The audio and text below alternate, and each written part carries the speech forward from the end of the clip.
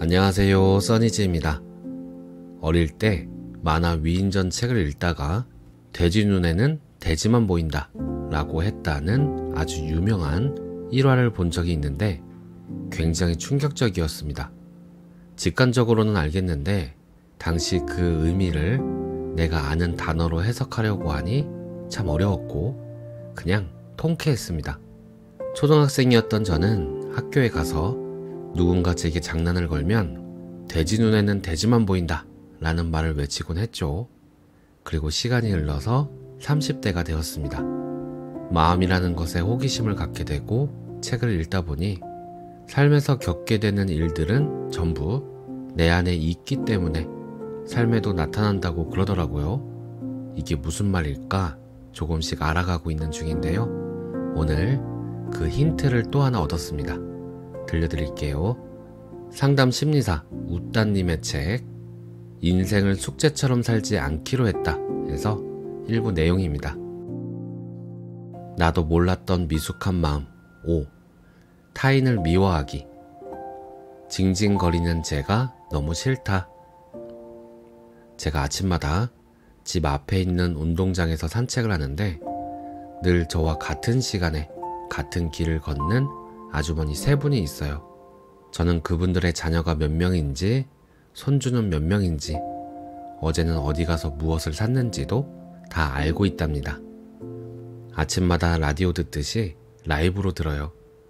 듣고 싶었던 건 아니에요. 볼륨이 워낙 높아서 뚫려있는 제 귓구멍으로 할 수 없이 소리가 들어오는 거죠. 그 중에서 남희라는 아주머니가 가장 말이 많고 대화를 주로 이끌어요. 무언가를 가르치고 정보를 주고 고집도 있고 말수도 많습니다. 다른 아주머니들은 리액션을 담당하고 있어요. 그런데 어느 날 새로운 아주머니가 나타났어요. 남희 씨보다 말이 더 많고 고집도 세고 목소리 볼륨은 더 높고 더 많이 가르치더라고요.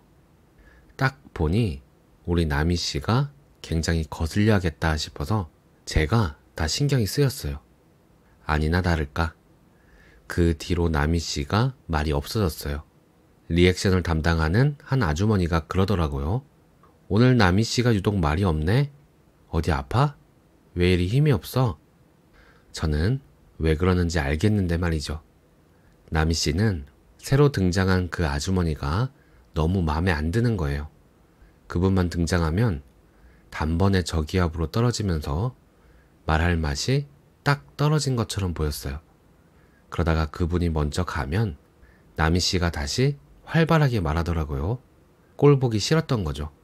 빨리 좀 집에 갔으면 좋겠는 거예요. 그런데 옆에서 제가 볼 때는 남희 씨랑 그 아주머니랑 둘이 진짜 성격 비슷하거든요. 그러니 둘이 서로 마음에 안 들겠죠.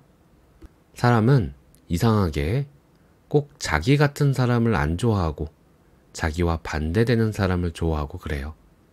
외면하고 싶은 내 모습. 유독 예민하게 거슬리는 사람이 있을 거예요.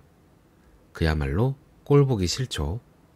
그런데 누구에게나 그 사람이 별꼴일 것 같지만 사실 알고 보면 다른 사람에게는 그렇지 않은 경우가 많아요. 친구와 그 사람에 대해서 험담을 한다 해도 친구는 나에게 맞춰주느라 같이 욕해주는 거지 사실은 나만 굉장히 열내고 있을 수 있거든요. 내 눈에는 왜 그 사람이 유독 거슬리고 꼴보기가 싫을까요? 이 주제로 올렸던 영상에 달린 댓글부터 공유할게요. 요즘 자기 주장이 강한 사람들 때문에 불편한 상황을 많이 겪고 있어요. 화도 나고 자책도 하고 불안장애까지 오는 지경이 되었습니다. 잘 생각해보니 제가 주장이 강해서 다른 사람들을 상처 줬던 경우들이 근래에 많았는데 저의 그런 점을 봤나 봅니다. 비슷한 면이 있는 사람을 보면 잘못되었다고 생각했어요. 다른 사람들을 상처 주지 않으려면 고쳐야 하는데 왜 저럴까 싶어 분노가 차올랐던 것 같습니다. 전 지나가다 길에서 고생하시는 노인이나 변화에 뒤처지는 사람들을 보면 그렇게 화가 나고 기분이 나빠져서 외면해요. 부모님이랑 어린 시절이 떠오르고 그때 느꼈던 미래에 대한 불안과 절망들이 생각나니까 너무 답답하더라고요. 그런데 저 역시 앞서가는 사람이 아니에요. 그래서 더 화가 나나 봐요. 몇 번 대화해 본 것도 아니고 잘 아는 사람도 아닌데 유독 짜증나는 사람이 있나요? 다른 사람은 그 정도로 열내지 않는 것 같은데 나만 그러는 거라면 왜 그러는 걸까요? 무의식을 연구한 심리학자 칼 융은 이와 관련해 그림자라는 개념을 소개했어요. 그림자는 언제 생기죠? 사람의 앞에 빛이 있을 때 뒤로 그림자가 생겨요. 사람에게는 누구나 되고 싶은 모습이 있어요. 현재보다 더 나은 내 모습과 더 나은 미래를 꿈꾸면서 발전하고 싶어 합니다. 그래서 우리는 빛을 따라 바쁘게 달려가요. 즉, 부족한 점을 고치려고 하고 좋은 점은 개발시키려고 하고 이것저것 배우고 노력해요. 그런데 그렇게 빛을 향해 가다 보면 자연스럽게 그림자가 드리워요. 어디에 생길까요? 나의 뒤에요. 뒤에 있기 때문에 나는 나의 그림자를 보지 못합니다. 앞에 있는 빛만 보고 바쁘게 달려갈수록 더 그렇죠. 빛이 강할수록 그림자도 깊어집니다. 융이 말하는 그림자는 내가 너무 싫어하는 내 모습, 그래서 무의식에 집어넣고 외면해버린 내 열등한 부분이에요. 그림자는 무의식에 있기 때문에 평소에는 잘 인지하지 못해요. 그런데 어느 날 어떤 사람을 봤을 때, 어떤 사건을 만났을 때 굉장히 불쾌한 기분으로 내 그림자를 마주하게 됩니다. 아무 이유도 없이 동성애 누군가를 싫어하는 경우라면 나의 그림자를 봤을 확률이 높아요. 특히 동성애 자녀에게서 자꾸 화가 나는 부분이 있다면 대부분 그림자입니다. 예를 들어 나는 여자인데 주변 여자들 중에 특별히 싸운 것도 아니고 대화를 많이 해본 것도 아닌데 괜히 꼴도 보기 싫은 사람이 있어요. 그 여자에게 내 그림자가 투사된 거예요. 내가 숨기고 싶었던, 영원히 보고 싶지 않았던 내 열등한 모습이 그에게서 발견된 거죠. 참 미안한 말이지만 사실 나는 그 사람과 닮은 거예요. 다 닮은 건 아니고 나의 무의식에 있는 내 단점을 가진 사람인 거예요. 지각하는 사람을 상대하기가 너무 짜증이 난다면 내가 어렸을 때 지각하는 걸로 많이 혼났을 수도 있어요. 징징거리고 투덜거리는 사람이 거슬린다면 내 안에 그게 억압된 것일 수 있어요. 구겨진 옷을 입는 사람, 흘리면서 먹는 사람, 머리가 헝클어진 사람을 보고 속으로 한심하게 생각한다면 나는 절대로 그러면 안 된다는 초자아에 짓눌린 것일 수 있고요. 내가 어렸을 때 유독 혼났던 부분을 가진 사람, 내가 열등하다고 생각하는 부분을 가진 사람, 내가 받아보지 못한 걸 누리는 사람 등 내 안에서 어떤 역동이 일어나기 때문에 그 사람이 싫은 거지 아무 이유 없이 거슬리지 않습니다. 내가 나를 제일 모른다. 인정하기 어려운가요? 말도 안 된다고 생각할 수 있어요. 나는 전혀 그런 사람이 아닌데 내 안에 그게 있어서 그 사람이 싫은 거라니. 이 무슨 엉뚱한 말인가요? 그런데 그림자는 무의식에 있기 때문에 내가 인지를 못해요. 나에게 그게 있는지를 모른다는 말이에요. 그런데 남들이 볼 때는 보여요. 사람은 자기 자신을 가장 잘 안다고 생각하지만 사실은 자기가 제일 모른다고 해요. 나는 앞에 있는 빛을 보고 있으니 뒤에 있는 그림자가 안 보이는데 옆에서 다른 사람이 보면 빛도 보이고 그림자도 보이거든요. 그래서 나를 정말 알고 싶다면 나랑 같이 사는 사람, 나랑 친한 사람에게 물어봐야 합니다. 나랑 가까운 사람이 볼 때는 내가 싫어하는 그 사람과 나의 닮은 부분이 보일 수 있어요. 직장에서 야무지지 못하고 느릿느릿하고 주변 정리를 못하는 사람을 보면서 유독 분노와 비난을 쏟아내는 친구가 있어요. 왜 쓰레기를 보고도 치우지 않느냐고, 왜 음식을 먹고 흘린 것을 닦지 않느냐고, 왜 업무 처리를 야무지게 안 하냐고 화가 잔뜩 나서는 퇴근 후에 저에게 하소연을 하고는 했어요. 그 사람 때문에 천불을 내면서 직장을 그만두고 싶어 했죠. 실제로 그 친구는 정리정돈을 잘하고 손이 빠르고 야무져요. 칼같이 약속을 지키고 시간을 어기는 사람을 보면 마음을 확 닫아버릴 정도로 싫어했어요. 그런데 제가 그 친구 집에 갔을 때 보니까 여기저기에 먼지가 참 많더라고요. 이불 정리도 하지 않았고요. 어렸을 때 느리고 실수가 잦고 지저분해서 많이 혼나며 컸는데 노력으로 자신을 바꾼 경우일 수 있어요. 야무지고 빠르고 깔끔한 사람이 되었지만 그렇지 않은 사람을 보면 보통 이상으로 화가 나고 스트레스를 받죠. 그 친구는 원래 깔끔하고 야무졌던 게 아니에요. 만약 그랬다면 먼지도 없었어야 해요. 물건만 깔끔하게 정리했을 뿐 원래 꼼꼼하게 청소하는 사람은 아닌 거죠.